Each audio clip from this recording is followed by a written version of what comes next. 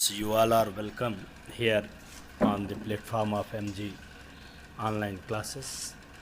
Today we are going to start our fourth chapter from the book Flamingo, and the title of the chapter is just before you, just you can see it, The Last Lesson by Alphonse Daudet. First of all, I want to tell you something about Alphonse Daudet. Alphonse Daudet was a French novelist and short story writer. The Last Lesson is set in the days of the Franco-Prussian War, which took place in 1870-71, in which France was defeated by Prussia, led by Bismarck. Prussia then consisted of what now are the nations of Germany, Poland, and parts of Austria. In this story, the French districts of Alsace and Lorraine have passed into Prussian hands. Read the story to find out what effect this had on life at school. थोड़ा सा हम आपको इसके बारे में बताना चाहेंगे बच्चों। ये जो द लास्ट लेसन चैप्टर है, इसको अल्फोंस डॉडेट ने लिखा है, जो कि फ्रांस के बहुत बड़े उपन्यासकार और कथाकार हैं और कथाकार रहे हैं। ये इस कहानी में जो द लास्ट लेसन चैप्टर है, इसमें इन्होंने फ्रांस और प्रशियन वार को, प्रशिया के बारे में आप ये जान लें, इसको प्रशिया बोलते हैं, पर्सिया बोलते हैं। तो इसको फ्रांस और प्रशिया के बीच जो 1870-71 की जो लड़ाई हुई, ये युद्ध 1 साल तक चला। हिस्ट्री को पढ़ने पर आपको पता चलेगा कि अटैक तो पहले फ्रांस ने ही किया था, लेकिन इस युद्ध में प्रशिया धीरे धीरे हावी हुआ और फ्रांस बुरी तरह से पराजित हुआ। प्रशिया की सेना बिस्मार्क के प्रतिनिधित्व में यह युद्ध की, और उस समय प्रशिया के अंदर जो नेशंस थे, जो राष्ट्र थे, उसमें जर्मनी था, पोलैंड था और कुछ हिस्से ऑस्ट्रिया के भी थे। इस युद्ध का प्रतिफल ये हुआ कि फ्रांस के ऊपर कुछ हर्जाने के रूप में धन जो है इम्पोज किया गया कि फ्रांस जो है प्रशिया को वो निश्चित राशि देगा, और जब तक वह राशि पूरी नहीं हो जाएगी तब तक जो फ्रांस के 2 परिक्षेत्र थे, एल्सेस और लोराइन, ये दोनों जो है प्रशिया के हाथों में रहेंगे। अब ये दोनों जो डिस्ट्रिक्ट्स हैं, एल्सेस और लोराइन, ये क्षेत्र जो है प्रशियन आर्मी के अंडर में आ गए हैं, और इस वजह से यहाँ पर जो स्कूल्स हैं, उन स्कूल के जीवन पर इस युद्ध का क्या प्रभाव पड़ा, और अब जो फ्रांस के शिक्षक हैं वो अब इस विद्यालयों को छोड़ करके, क्योंकि यहाँ अब जर्मनी की भाषा पढ़ाई जाएगी, और इसलिए फ्रांस के जो शिक्षक हैं अब वो आज अपना लास्ट लेसन पढ़ाने जा रहे हैं, और उस शिक्षक का नाम है एम हैमेल। अभी हम लोग स्टोरी में आगे देखेंगे। वो ये लास्ट लेसन पढ़ा रहे हैं, और अल्फोंस डॉडेट एक स्टूडेंट के रूप में जब क्लासरूम में प्रवेश करते हैं तो उनको क्या अनुभूति होती है, क्या महसूस करते हैं वो आज अपने फ्रांस भाषा के प्रति, अपने इस लेसन के प्रति उनको क्या फील होता है, इसी के बारे में इस चैप्टर में बड़ी ही विस्तृत रूप में अल्फोंस डॉडेट ने दिया है। आइए अब हम लोग चैप्टर को शुरू करते हैं। I started for school very let that morning and was in great dread of A scolding, especially because M. Hamel has said that he would question us on participles, and I did not know the first word about them. देखें, I started for school very late. On that particular day, Alphonse Daudet started for school very late. उस दिन जो writer थे Alphonse डाउडेट, ये school के लिए बड़ी देर से चले और was in great dread. Dread का मतलब फियर होता है। और उस दिन उनको बहुत ज़्यादा भय लग रहा था। किस बात का? Of a scolding. Of a scolding. किसका? स्कोल्ड। स्कोल्ड माने होता है रिब्यूक, डांटना, फटकारना। और चूँकि स्कूल के लिए देर से निकले थे, देर होना स्वाभाविक था, इसलिए इनको बड़ा भय लग रहा था कि आज टीचर के द्वारा उनको स्कोल्ड किया जाएगा, उनको डांटा फटकारा जाएगा। Specially because M Hamel has said. ऐसा इसलिए क्योंकि विशेष रूप से ये भय इस वजह से था कि जो टीचर एम हैमेल थे उन्होंने कहा था कि would question us on participles, कि वो पार्टिसिपल पर, जिसको हिंदी में आप कृदंत कहते हैं, पार्टिसिपल के बारे में आप सिंथेसिस में पढ़े हैं फर्स्ट ईयर में कि पार्टिसिपल 3 तरह के होते हैं, प्रेजेंट पार्टिसिपल, पास्ट पार्टिसिपल और परफेक्ट पार्टिसिपल, जो कि नॉन फाइनाइट वर्ब के अंतर्गत आती है। इसको फर्स्ट ईयर में आपको पढ़ाया गया है। तो उस दिन एम हैमेल पार्टिसिपल से ही संबंधित क्वेश्चन करेंगे और पार्टिसिपल को लेकर के लेखक की जानकारी बिल्कुल नगण्य है और इसलिए इसको विशेष रूप से भय लग रहा था। एक तो विलंब हुआ था, दूसरा पार्टिसिपल पर जो क्वेश्चंस होने थे उसके बारे में राइटर कह रहा है कि and I did not know the first word about them. उसका जो प्रथमाक्षर है, प्रथम शब्द है, वो भी मुझको पता नहीं था। थोड़ा सा आगे बढ़ें। इस पैराग्राफ के पूरे होने के बाद हम लोग फिर इंग्लिश एक्सप्लेनेशन देखेंगे। For a moment I thought of running away. एक क्षण के लिए लेखक ये सोचता है कि क्यों ना मैं भाग ही जाऊं। And spending the day out of doors. और बेहतर होता कि अपना दिन मैं स्पेंड कर दूं, बिता दूं। कहाँ? बाहर। स्कूल जाऊं ही ना और भाग जाऊं। It was so warm, so bright. और दिन भी उस दिन काफ़ी शानदार था, बेहतर था, वार्म था, ब्राइट था। The birds were chopping at the edge of the woods. और जो बर्ड्स थीं, दिन गर्म और खुशनुमा था और जो बर्ड्स थीं, पक्षियाँ थीं, वो जंगल के किनारे पर, बिल्कुल एज पर, EDGE, एज। एज माने वर्ज होता है किनारा, और वुड लकड़ी होती है, लेकिन जब वुड्स आगे एस रहेगा तो उसका अर्थ जंगल हो जाएगा। तो वो जंगलों के किनारे बिल्कुल डालियों पर चहचहा रही थीं। और एंड 10 ही open field back of the sawmill the Prussian soldiers were drilling. और आरा मशीन के पीछे जो ओपन फील्ड थे, खुले खेत थे, उसमें प्रशिया के सैनिक ड्रिलिंग कर रहे थे।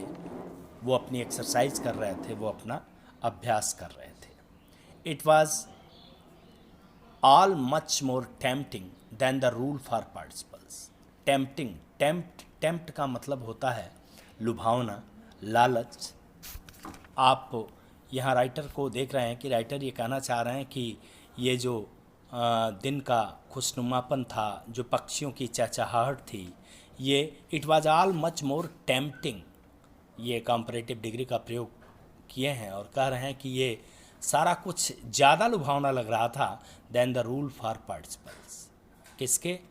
जो पार्टिसिपल्स के रूल पूछे जाने वाले थे विद्यालय में, उसकी तुलना में आज का दिन, पक्षियों का चहचहाना, ये उनको ज़्यादा टेम्प्ट कर रहा था, ये उनको ज़्यादा अपनी ओर आकृष्ट कर रहा था। लेकिन आगे देखिए एडवर्जेटिव कंजंक्शन का प्रयोग करके और बात के और इस भावना के विरुद्ध राइटर क्या लिख रहा है कि but I had the strength to resist. लेकिन मुझ में रेसिस्ट का मतलब होता है अपोज, विरोध करना। लेकिन मुझे इन सारी जो लुभावनी परिदृश्य मेरे मस्तिष्क में आ रही थी, पक्षियों का चहचहाना या जो दिन का खुशनुमा होना, इनके विरुद्ध मेरे अंदर इतना स्ट्रेंथ था, इतनी क्षमता थी, इतनी ऊर्जा थी कि मैं अपने आप को रोक सकूं। और इसलिए मैं अपने आप को इन चीज़ों को करने से रेसिस्ट किया, रोका, मना किया। And hurried off to school. और स्कूल की तरफ तेज़ी से मैं निकल पड़ा, मैं तेज़ी से चल पड़ा।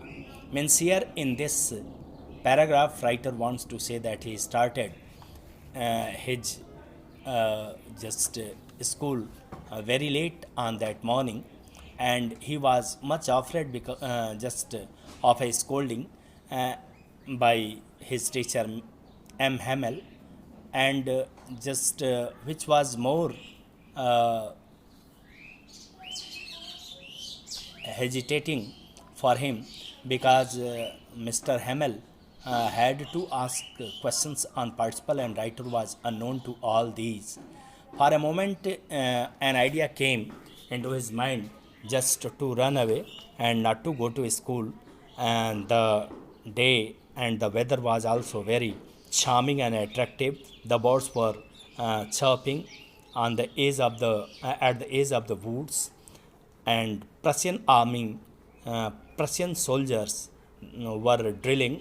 They were drilling there, but a writer refused to do anything else. He decided not to run away from the school, but he went directly to his school.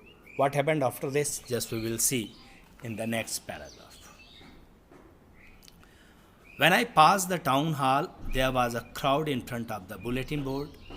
अब आगे कह रहा कि जब मैं कस्बे के जो हॉल से जो टाउन हॉल है उसके पास से जब गुजरा तो वहाँ जो बुलेटिन बोर्ड थी जिसको आप विज्ञप्ति पटल के रूप में जानते हैं, जो बुलेटिन बोर्ड थी जिस पर खबरें छपती थी, उसके सामने देखा कि देयर वाज अ क्राउड। वहाँ बहुत ज़्यादा भीड़ जमा थी, बहुत ज़्यादा भीड़ लगी थी। For the last 2 years all our bad news had come from there. और राइटर ये कह रहा है कि फॉर द लास्ट 2 years, पिछले 2 वर्षों से ऑल आवर बैड न्यूज़, हमारी सारी की सारी जो बैड न्यूज़ थी वो हैड कम फ्रॉम देयर, वहीं से आती थी।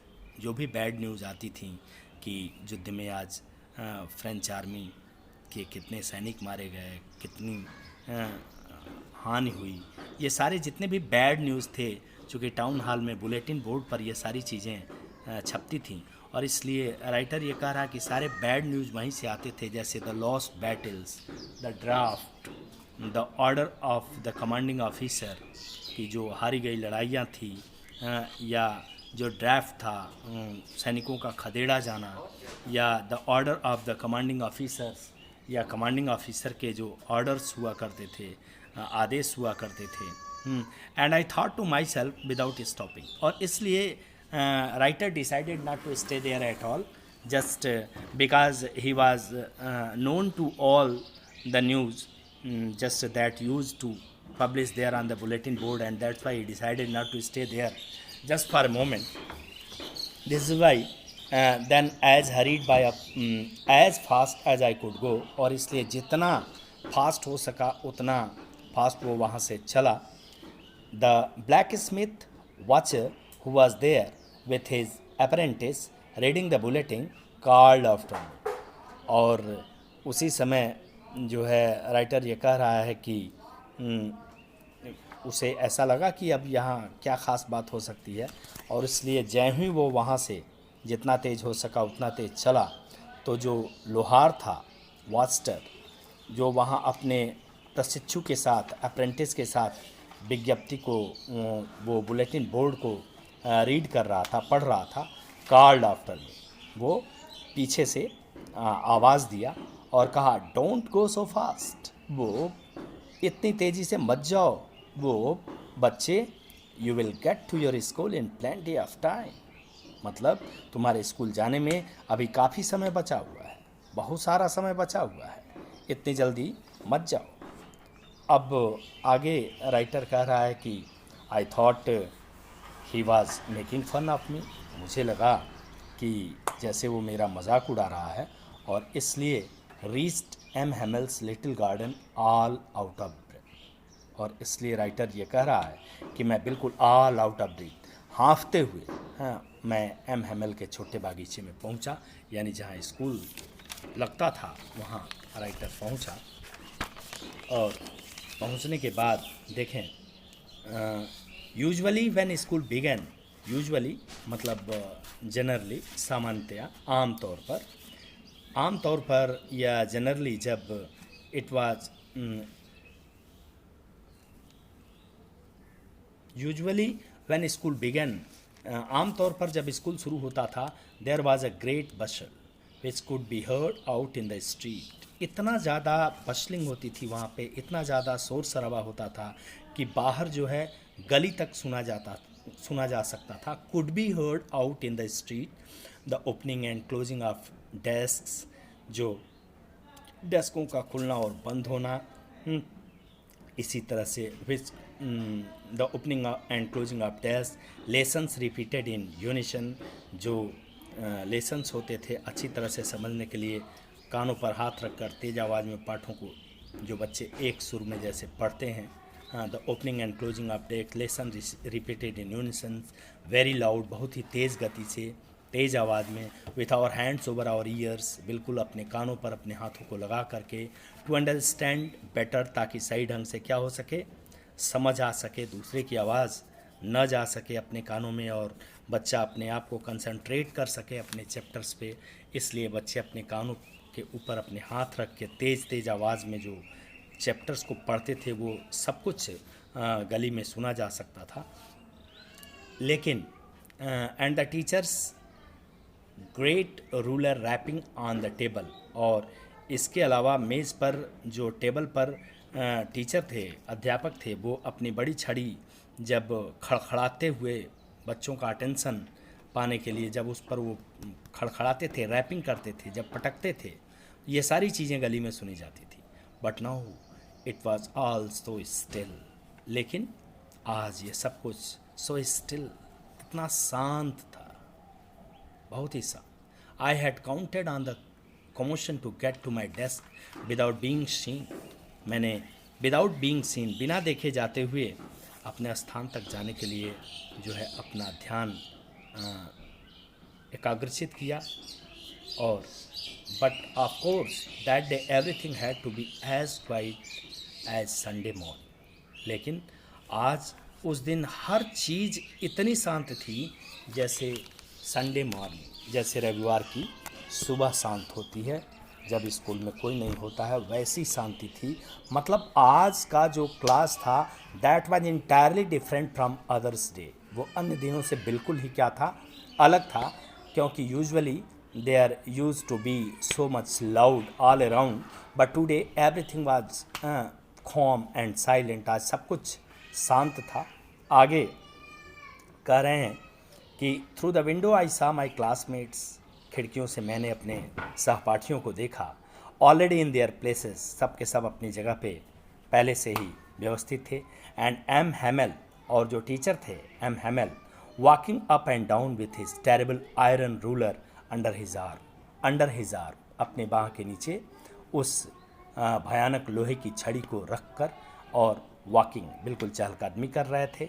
आई had to open the door and go in before everybody, मुझे दरवाज़ा, I had to open, had to पढ़ा था, पढ़ी थी, पढ़े थे, ना था, नी थी, ने थे के वाक्य हैड टू से बनते हैं, और इसलिए आई हैड टू ओपन, मुझे दरवाज़ा खोलना था और क्या करना था, एंड गो इन, और अंदर जाना था, बिफोर एवरीबडी, सबके सामने ही जाना था। यू कैन इमेजिन, और राइटर ये कह रहा है इमेजिन, इमेजिन मैंने होता है जस्ट टू सपोज, कल्पना करना, कि आप इस बात की कल्पना कर सकते हैं कि how I blessed and how frightened. Blessed का मतलब बिल्कुल शाई होता है, शर्माया हुआ, कि मुझे कितना ज़्यादा ब्लशिंग, मुझे कितना ज़्यादा शर्म आ रहा था, और हाउ फ्राइटेंड आई वॉज, और मैं कितना ज़्यादा डरा हुआ था, क्योंकि क्लास में शोर रहती तो ये बड़े आराम से अपना जाके अपनी जगह पर बैठ जाते, चूँकि आज बिल्कुल there was a pin drop silence in the classroom, and that's why it was very easy to recognise any just one if he enters. अगर कोई भी जाता है क्लास के अंदर तो उसको पहचान लेना बहुत ही आसान था, because the attention of everyone just would be there on the person entering the class. जो भी बच्चा क्लास में प्रवेश करता उस पर सारे लोगों का ध्यान जाता, और इसलिए लेखक बड़ा ही फ्राइटेंड था।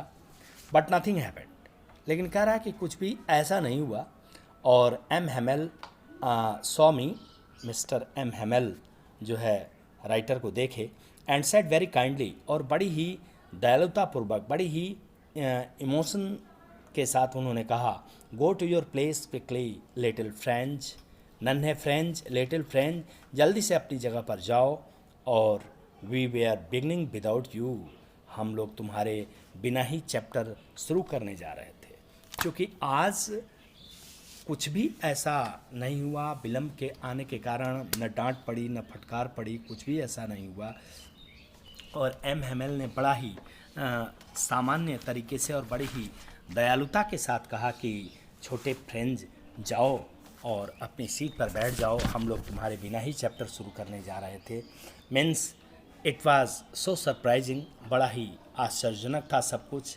उसे नहीं पता था, राइटर को ये पता नहीं था कि आज का लेसन जो होगा वो द लास्ट लेसन होगा, और द लास्ट लेसन होने के कारण, ये आज अंतिम क्लास होने के कारण एम हेमेल बड़ी ही भावुक मुद्रा में थे और अल्फोंस ड्योडेट को उन्होंने आराम से जाकर के सीट पर बैठने को कहा। आगे आप देखें, राइटर कह रहे हैं कि आई jumped over the bench and sat down at my desk, मैं बेंच के ऊपर से जंप किया एंड सैट डाउन, और अपने डेस्क पर जाकर क्या हुआ, बैठ गया। Not till then, when I had got a little over my fright, did I see that our teacher had on his beautiful green coat, his frilled shirt, and the little black silk cap, all embroidered, that he never wore except on inspection and prize days. आज की dress तो teacher की बड़ी ही different थी। वो usually ऐसे dress कुछ निश्चित समय पर ही पहनते थे। आइए देखते हैं कब पहनते थे। और राइटर कह रहा है कि मैं जाके डेस्क पर बैठ गया, उस समय तक जब तक मैं अपने भय पर थोड़ा सा काबू पाता, उस समय तक, जब तक, not till then when I had got a little over my fright, fright माने भय, तो जब तक मैं अपने फ्राइट पर काबू पाता, did I see that our teacher had on his beautiful green coat, तभी मैंने ये देखा कि हमारे अध्यापक जो हैं आज सुंदर हरा कोट, और देखें his frilled shirt and the little black silk cap all embroidered, आज तो बड़ी ही अजीब अपनी झालरदार कमीज, छोटी काली रेशमी टोपी, ये सब पहने हुए थे, और ये सब की सब एम्ब्रॉयडर्ड थी, कढ़ाईदार थी। और ये ड्रेसेस उनके कब हुआ करते थे, दैट ही नेवर वोर, वो ऐसे ड्रेस कभी पहनते नहीं थे, एक्सेप्ट सिवाय किसके, on inspection and prize days, बस दो ही ऐसे डेज थे जब वो इस तरह के ड्रेस में आते थे कॉलेज में। और वो कौन से डेज थे, जब इंस्पेक्शन होता था, जब निरीक्षण होता था, या प्राइज डे होता था, पुरस्कार वितरण का दिन होता था, तभी ऐसे ड्रेस में वो आते थे। इसके अलावा जो है, बिसाइड्स इसके अलावा, the whole school seemed so strange and solemn, but the thing that surprised me most was to see on the back benches that were always empty, और इसके अलावा सारा स्कूल बड़ा अजीब और गंभीर जान पड़ रहा था, क्योंकि बिल्कुल कहीं भी कोई शोर शराबा चहल पहल नहीं थी। लेकिन आगे राइटर ये बता रहे हैं कि the thing that surprise me most, वो चीज़ जो मुझे सबसे ज़्यादा, सरप्राइज मी मोस्ट, जो सबसे ज़्यादा चकित की, वो क्या थी, वॉज टू सी, वो ये देखकर मुझे आश्चर्य हुआ कि on the back benches that were always empty, जो बैक बेंचेस थे, जो पीछे की बेंचेस थी, जो हमेशा क्या रहती थी, एम्प्टी रहती थी, खाली रहती थी, the village people sitting quietly like ourselves, वहाँ उन जगहों पर जो बैक बेंचेस थे, उन जगहों पर उन्होंने ये पाया कि जो गांव के लोग थे वो बड़े ही शांत रूप में बैठे थे, बड़े ही शांत भाव से बैठे थे। अब sitting quietly like our old Hauser with his 3 cornered hat, the former mayor, the former postmaster and several others besides. अब यहाँ वो राइटर किन लोगों को देख रहा है बैठे हुए, जो ओल्ड होशर था, वो अपने जो है 3 cornered कैप के साथ तिकोने टोप को पहने हुए, जो पूर्व महापौर थे, मेयर थे, जो डाकपाल थे और इसके अलावा दूसरे अन्य व्यक्ति बड़ी शांति से इन बच्चों की तरह ही बैठे थे।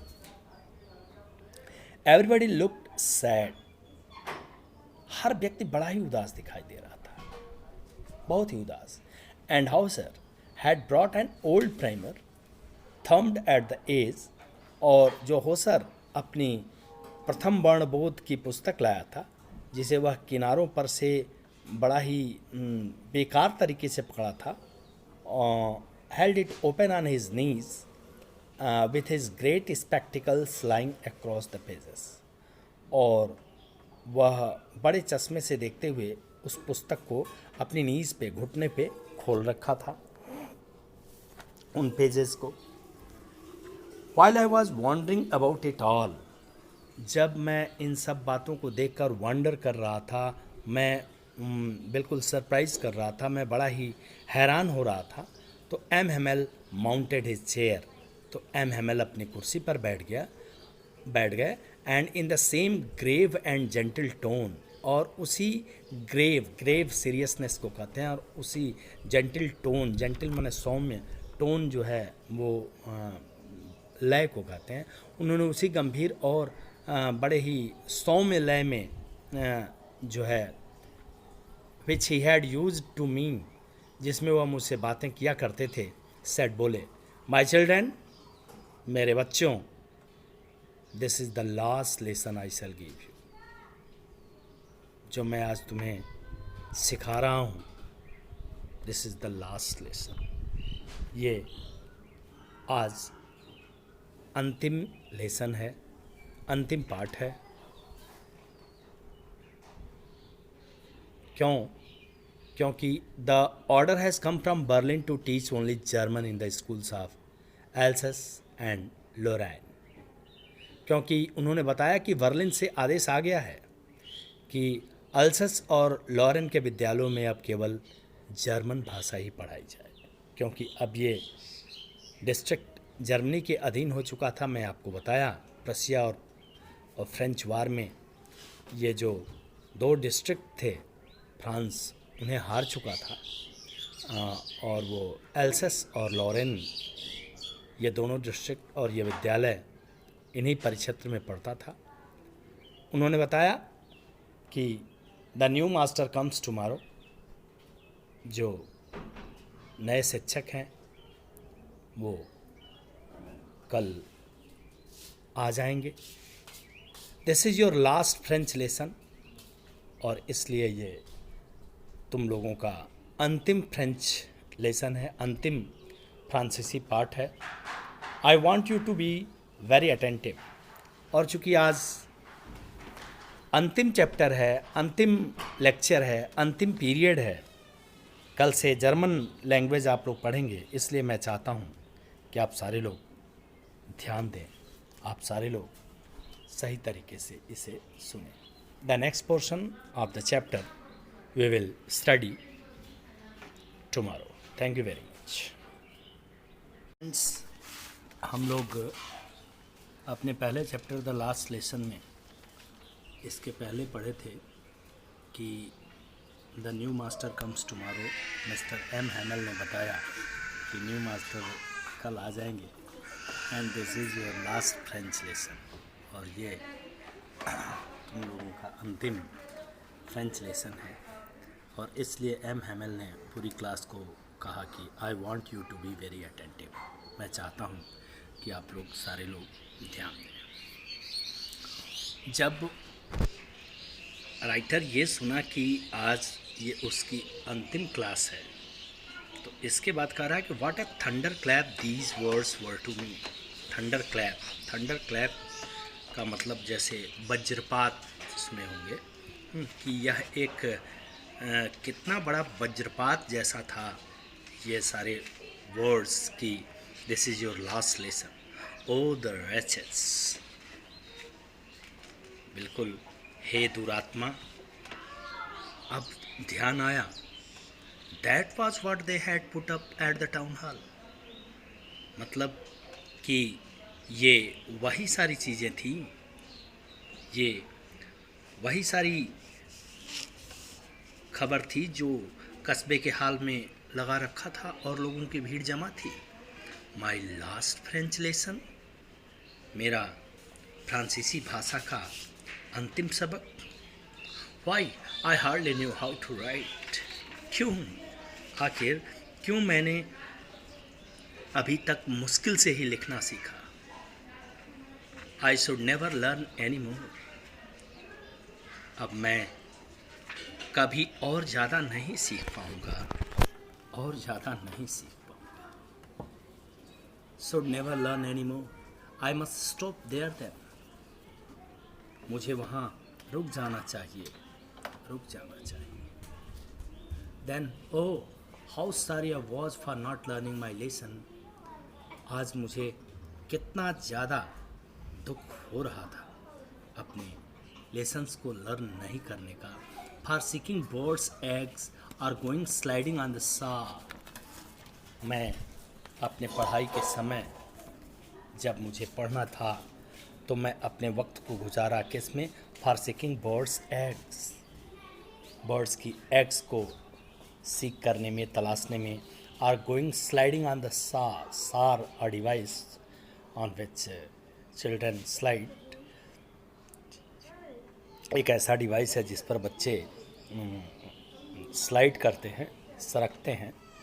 तो मेरे बच्चों, इसमें राइटर ये दर्शा रहा है कि जब उसे ये पता चला कि ये उसका अंतिम लेसन है तो उसे यह जानने के बाद कितना दुख होता है कि मैं अपने पाठ नहीं सीखने या पक्षियों के अंडों को ढूंढने जाने या सार पर फिसलने के लिए जाने के लिए कितना दुखी था कि इन सारी चीज़ों में मैंने अपने समय को बर्बाद किया।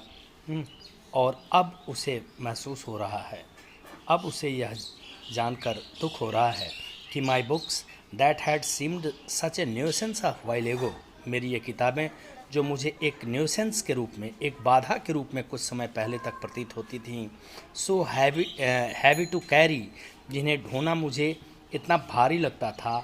माई ग्रामर, मेरी ये व्याकरण की पुस्तक, and my history of the saints, जो संत महात्माओं का इतिहास था, were old friends now that I could not give up, अब मेरे ये पुराने दोस्त थे जिन्हें मैं अब त्याग नहीं सकता था।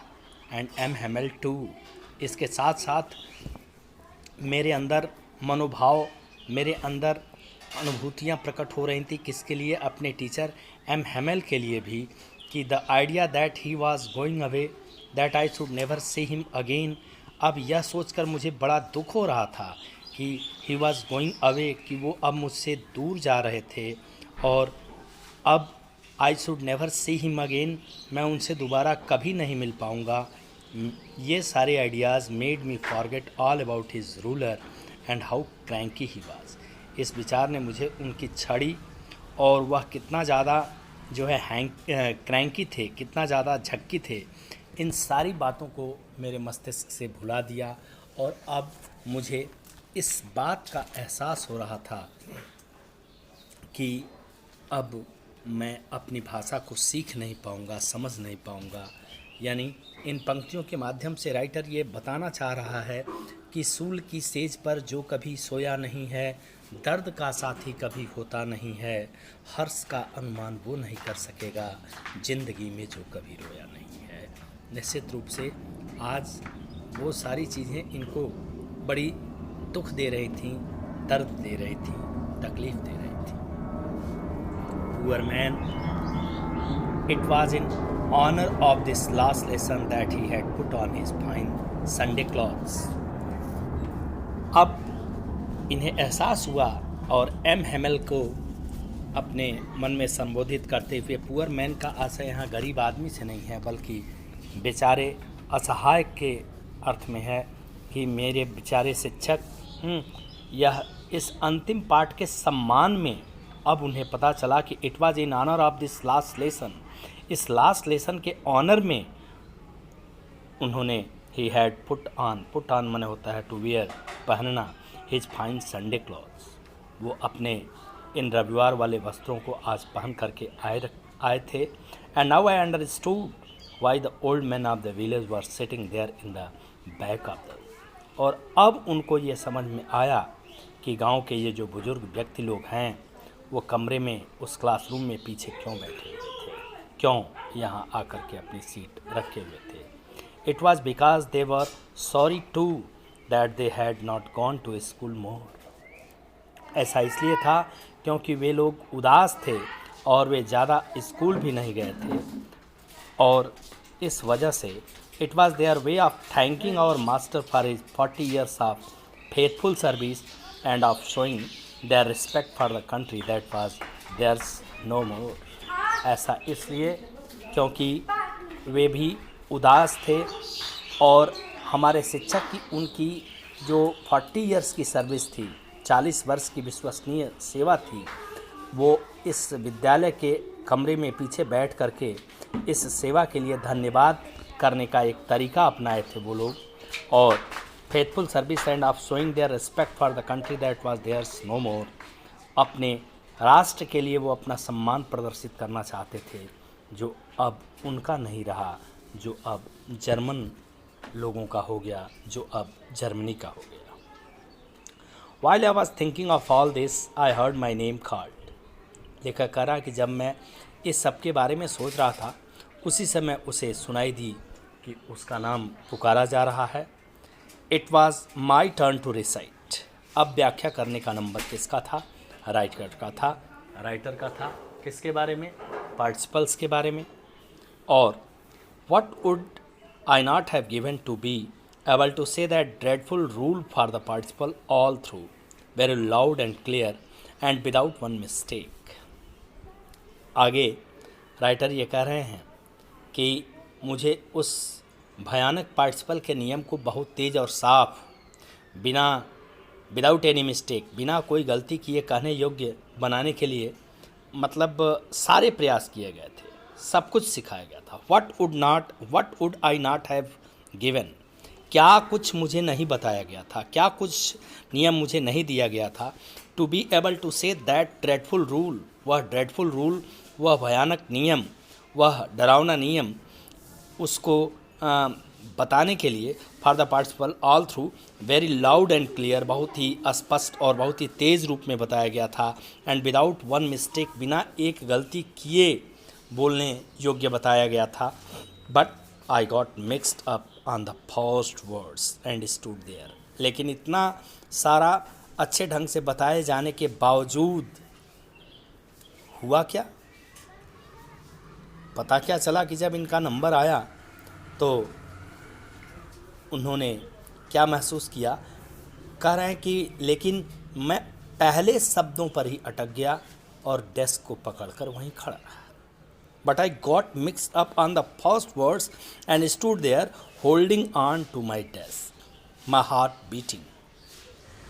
बिल्कुल दिल धड़क रहा था और stood there holding on to my desk, my heart beating and not daring to look up.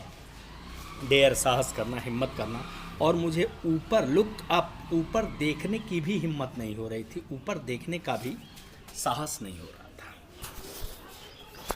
I heard M. Hamel, तभी मैंने M. Hamel को say to me, मुझसे कहते हुए सुना, I would not scold you. Scold का मतलब जैसा कि मैंने आपको पहले ही बता दिया कि डांटना फटकारना होता है। तो एम हेमल कह रहे हैं कि little friends I would not scold you, नन्हे फ्रेंड्स मैं आज तुमको डांटूंगा नहीं। You must feel bad enough, निश्चित रूप से तुम्हें काफ़ी बैड फील करना चाहिए, तुम्हें बुरा महसूस करना चाहिए। सी हाउ इट इज़, देखो अचानक ये कैसे हो गया, खुद ही सोचो। Every day we have said to ourselves, प्रतिदिन हम अपने आप को कहते चले जाते हैं क्या? वाह, I have plenty of time, कि भाई बहुत सारे वक्त हैं हमारे पास। प्लेंटी का मतलब एनफ होता है, बहुत सारा वक्त है, प्लेंटी ऑफ टाइम है। I will learn it tomorrow, आज नहीं कल सीख लूँगा, कल जान लूँगा।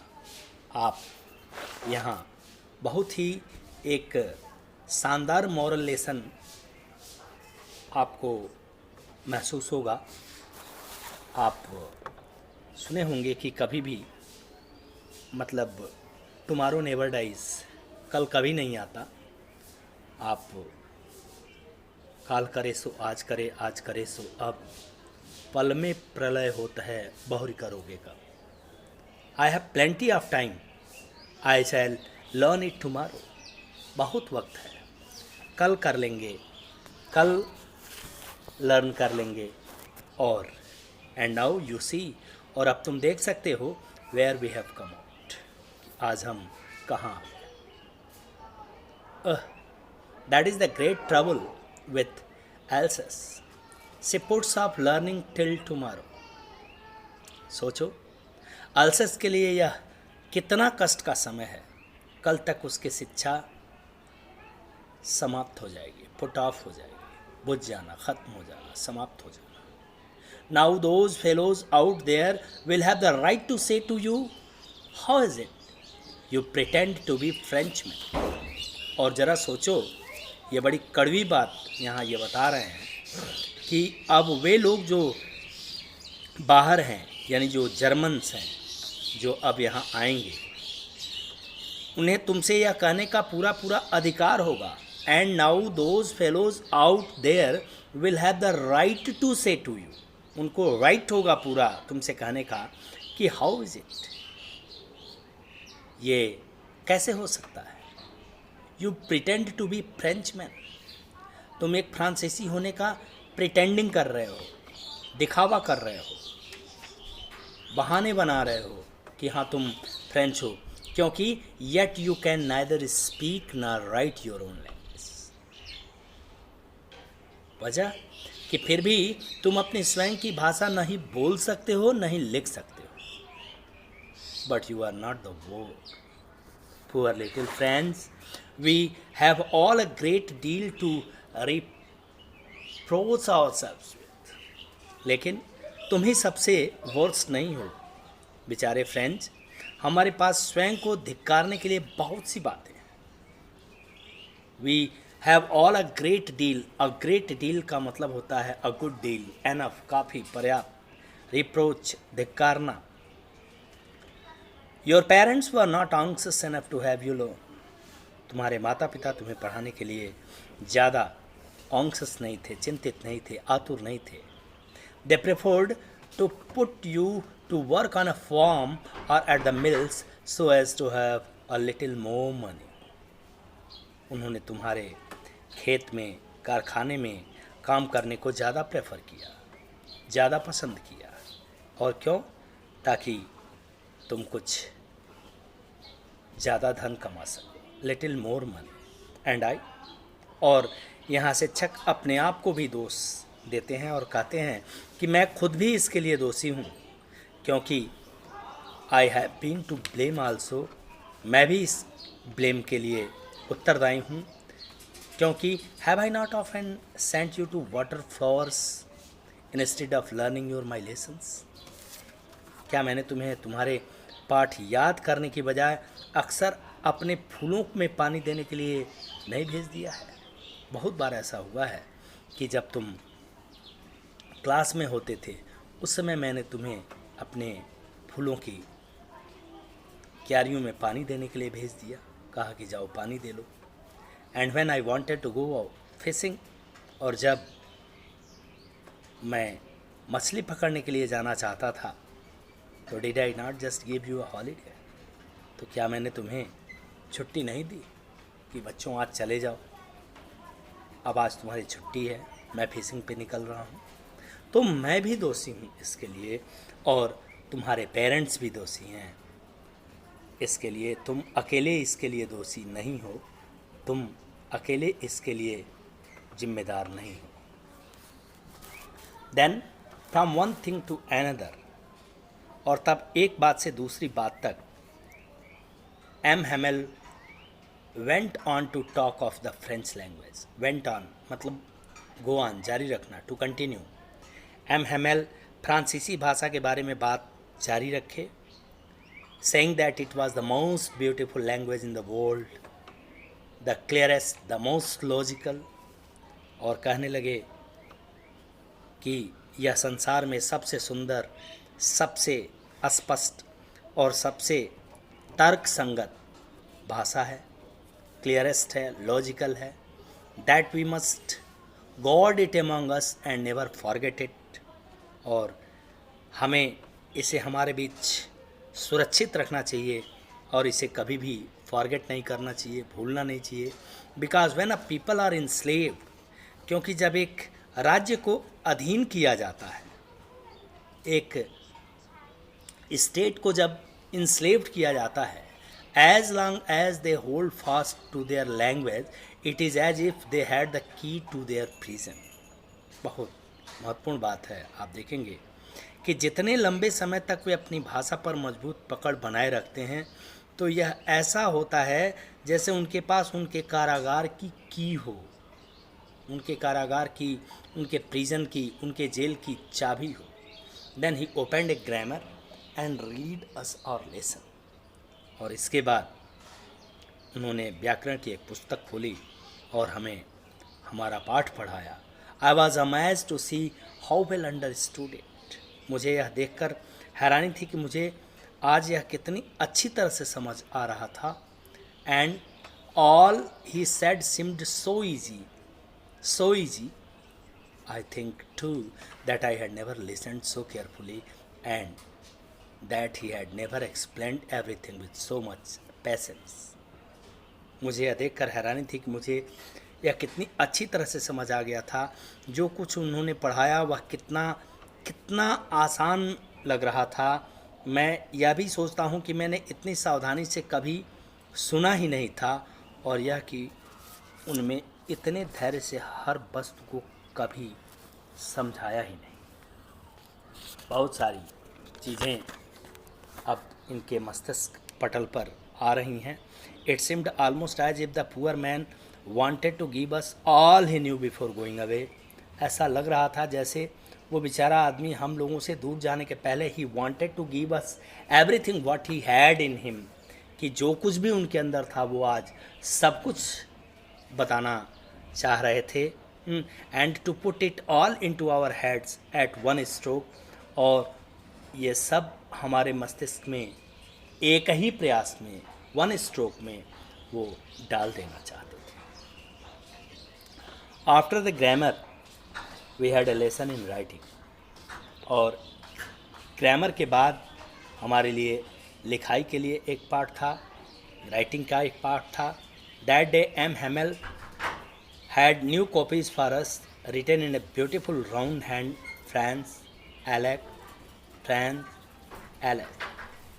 और उस दिन एम हेमल के पास हमारे ये नई कापियाँ थीं जिस पर सुंदर घुमावदार लिखाई से लिखा गया था, France else's, France else's. They looked like little flags floating everywhere in the schoolroom, hung from the rod at the top of our desk।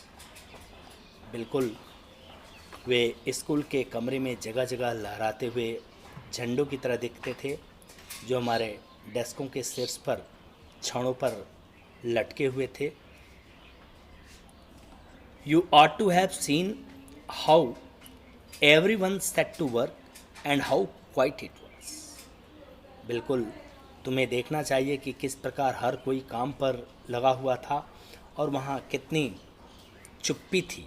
Quite it was, the only sound was the scratching of the pens over the paper. केवल एक आवाज़ सुनाई दे रही थी और वो था pen के कागज़ पर चलने की आवाज़। पेन के कागज़ पर स्क्रैचिंग की आवाज़। Once more beetles flew in, but nobody paid any attention to them, not even the littlest ones who worked right on pressing their fish hooks as if that was French too।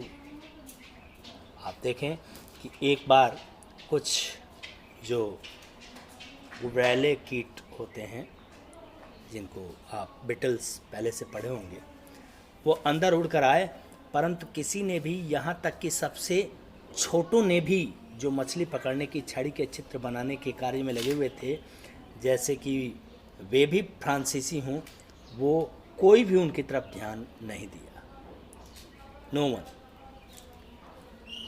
On the roof the pigeons coo very low, and I thought to myself, will they make them sing in German, even the pigeons. छत पर कबूतर बहुत धीरे से कूक रहे थे, गुटुर गुटुर कर रहे थे, और मैंने अपने मन में सोचा कि क्या वे उनको यानी कबूतरों को भी जर्मन भाषा में बुलवाएंगे, जर्मन भाषा में उनको बुलवाएंगे, ऐसा वो महसूस कर रहे थे. आगे हम लोग अभी कुछ पोर्शंस बचे हैं जिसको अपने अगले क्लास में पढ़ेंगे. आपको बहुत बहुत धन्यवाद. Whenever I looked from my writing, I saw M. Hamel sitting gazing first at one thing, then at another, as if he wanted to everything looked in that little school room. अब देखें, यहाँ writer ये बताना चाह रहे हैं कि जब कभी मैंने लिखते हुए ऊपर देखा तो मैंने एम हैमल को अपनी कुर्सी पर स्थिर बैठे हुए कभी एक वस्तु को तो कभी दूसरी वस्तु को स्टेयरिंग करते हुए देखा, बिल्कुल गेजिंग करते हुए देखा, घूरते हुए देखा, जैसे बिल्कुल I saw M. Hamel sitting motionless in his chair and gazing first at one thing, then at another. As if he wanted, as if का मतलब होता है as if, या as though का मतलब होता है मानो. As if he wanted to fix in his mind just how everything looked in that little school room. मानो जैसे वह अपने मस्तिष्क में केवल यह निश्चित करना चाहते हों कि उस छोटे कमरे में हर वस्तु कैसी दिखाई देती थी, कैसी, क्योंकि उन्हें उन हर चीज़ों से लगाव था और अब उन चीज़ों को उन्हें छोड़ के जाना था. आप देखें आगे, fancy for 40 years he had been there in the same place with his garden outside the window and his class in front of him, just like that. बिल्कुल आकर्षक 40 वर्षों से वह उसी स्थान पर रहे थे जिसकी खिड़की के बाहर उनका बगीचा था और उसके सामने उनकी क्लास बिल्कुल वैसी की वैसी. Only the desks and benches had been worn smooth. The walnut trees in the garden were taller, and the hopvine that he had planted himself twined about the windows to the roof. बिल्कुल केवल desk और bench घिस कर चिकने हो गए थे. बगीचे में अखरोट के जो वृक्ष थे वो अपेक्षाकृत लंबे हो गए थे. वह बेल जिसे उसने स्वयं अपने हाथों से लगाया था खिड़की से लेकर छत तक स्वयं घूम घूम कर चढ़ गई थी. वो बिल्कुल ऊपर जा चुकी थी, छत तक, रूफ तक. How it must have broken his heart to leave it all, poor man, to hear his sister moving about in the room above, packing their trunks, for they must leave the country next day. यह सब छोड़कर ऊपर कमरे में संदूक को तैयार करते हुए अपनी बहन की आवाज़ सुनकर उनका हृदय अवश्य ही किस प्रकार टूट गया होगा, क्योंकि अगले दिन उन्हें देश को अवश्य ही छोड़ना था. But he had the courage to hear every lesson to the very last. लेकिन हर पाठ को बिल्कुल अंत तक सुनने का उनमें साहस था. After the writing, we had a lesson in history, and then the baby chanted their ba bee bee bo boo. आप देखें, लेखन के बाद हमें इतिहास का एक पाठ पढ़ना था और तब छोटे बच्चों ने अपना बा बे वो भी गीत गाया. और down there at the back of the room old Hauser had put on his spectacles and holding his primer in both hands spelled the letters with them. आगे वहाँ कमरे के पीछे जो वृद्ध होसर, उन्होंने अपना चश्मा पहन लिया और दोनों हाथों में वर्णबोध की पुस्तक पकड़े हुए उनके साथ शब्दों का उच्चारण किया। You could see that he too was crying, his voice trembled with emotion and it was so funny to hear him that we all wanted to laugh and cry. आप देख सकते थे कि वह भी तेज़ बोल रहा था, उनकी भी आवाज़ भावना से कांप रही थी और उनको सुनना इतना मजाकिया था कि हम सब हंसना और चिल्लाना चाहते थे। How well I remember it that last lesson. मैं कितनी अच्छी तरह से इस अंतिम पाठ को याद कर सकता हूँ। All at once the church clock struck 12। तभी अचानक गिरजाघर की घड़ी ने 12 बजाए। देन द एंजलिस, और फिर एंजलिस की घड़ी ने। At the same moment the trumpets of the Prussians returning from drill sounded under our windows. और उसी पल प्रसिया वासियों की जो अभ्यास से वापस आ रहे थे ड्रिलिंग से, उनकी जो विजय दुंदुभी थी वो खिड़कियों के नीचे सुनाई दी। और सुनाई देने के बाद M Hamel stood up very pale in his chair. I never saw him look so tall. M Hamel भयभीत होकर अपनी कुर्सी पर खड़ा हो गए और मैंने उन्हें इतनी ऊंचाई से देखते कभी नहीं देखा। माय फ्रेंड्स सेड ही, और उन्होंने कहा, मेरे मित्रों, आई मैं बट समथिंग चोक्ड हिम। लेकिन किसी वस्तु ने मानो उनका गला बिल्कुल चोक कर दिया और रुंध दिया। He could not go on. वो आगे नहीं बोल सके। ही वॉज सो सेंटिमेंटल, इतना ज़्यादा सेंटिमेंटल हो चुके थे।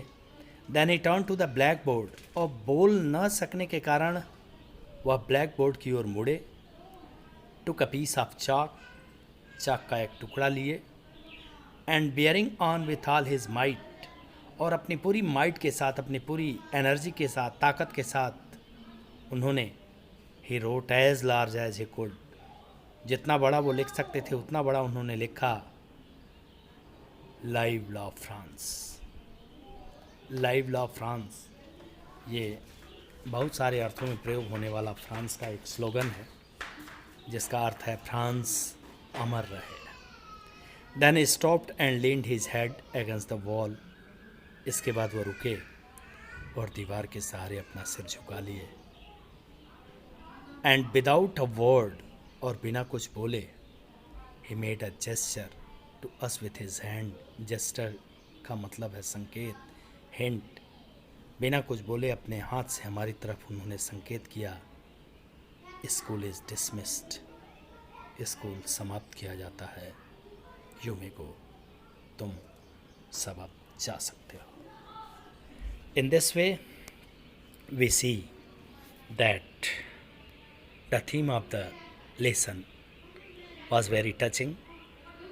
और निश्चित रूप से राइटर यहाँ हमें ये एहसास कराना चाहता है कि जिसे न निज गौरव तथा निज देश का अभिमान है, जिसे न निज गौरव तथा निज देश का अभिमान है, वह नर नहीं निरा पशु है और मृतक समान है। वह नर नहीं निरा पशु है और मृतक समान है। बहुत बहुत धन्यवाद। आपको अगर कहीं बातें न समझ में आई हो तो आप पुनः हमसे अवश्य पूछेंगे। Thanks a lot.